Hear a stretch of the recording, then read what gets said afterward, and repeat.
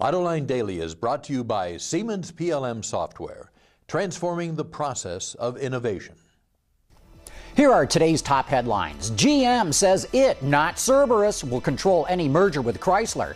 Porsche has almost 75% control of VW, and hybrids are proving to be very reliable. Up next, we'll be back with the news behind the headlines.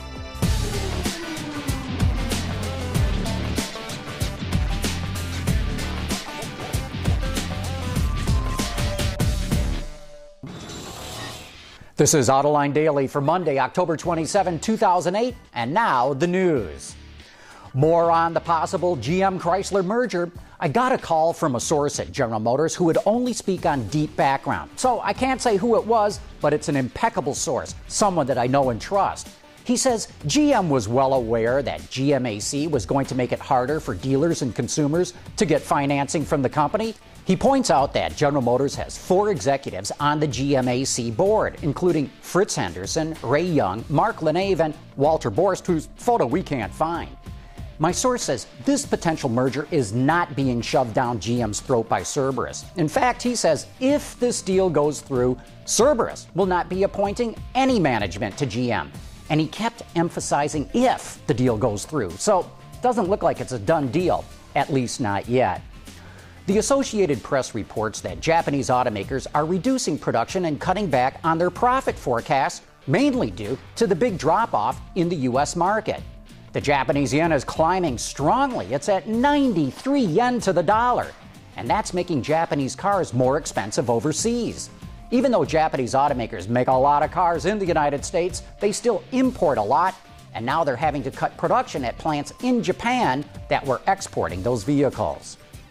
According to the Wall Street Journal, Porsche announced it has almost a 75% stake in Volkswagen in stock and options. That's a much larger number than previously known. Once Porsche reaches 75%, under German law, it can report VW's revenues and assets in its own books. It's what they call in Germany a domination agreement. Don't you just love it? It's so German, a domination agreement. When hybrids were first introduced in the U.S., critics wondered about their long-term reliability, mainly due to battery concerns. But that seems to be unfounded because hybrids scored average or above average in the Consumer Reports 2008 Reliability Survey. According to Wards, most hybrids received better scores than their gas-powered counterparts. Key reason is they don't let those batteries discharge all the way. In fact, they only run those batteries down and still leave about 40% charge in them. That's what makes the batteries last so long. Autoblog is running this sneak peek at what the Tesla Model S will look like. That's the all-electric sedan from the Silicon Valley startup. This shot is running in Road and Track magazine. But Tesla's chief designer, Franz von Holzhausen, recently gave Autoblog a look at the back end of the car. And you know, when car companies are in trouble, laying off people, cutting back on their profit forecast, they always trot out sneak peeks of future product to keep the journos focused on the more exciting stuff. The chief engineer of the Chevrolet Corvette is retiring. Autoblog reports that Tom Wallace will leave General Motors by the end of the month. No reason has been cited for his departure, but rumors that the next generation Corvette has been pushed back 2 years might have something to do with it, along with all the other problems going on at GM these days.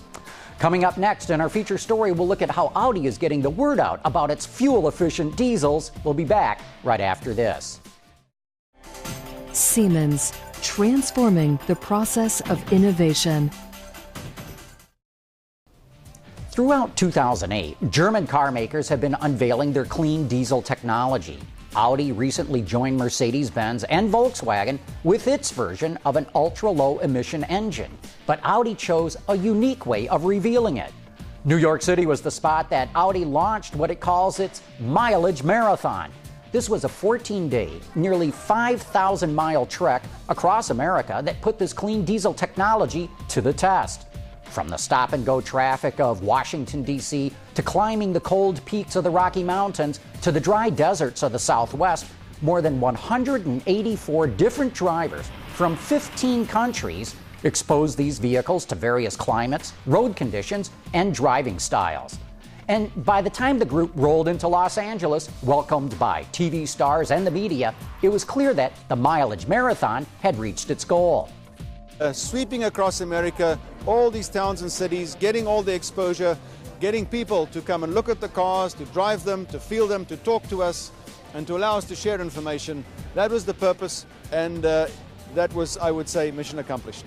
Over the course of the trip, the Audi A3 averaged 45 miles to the gallon, the A4 averaged 36, the Q5 averaged 32, and the large Q7 averaged 28.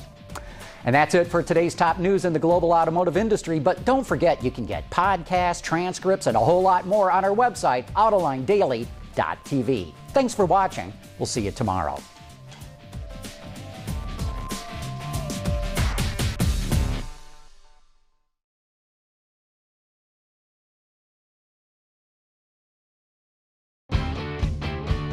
Visit our website for even more great content all week long.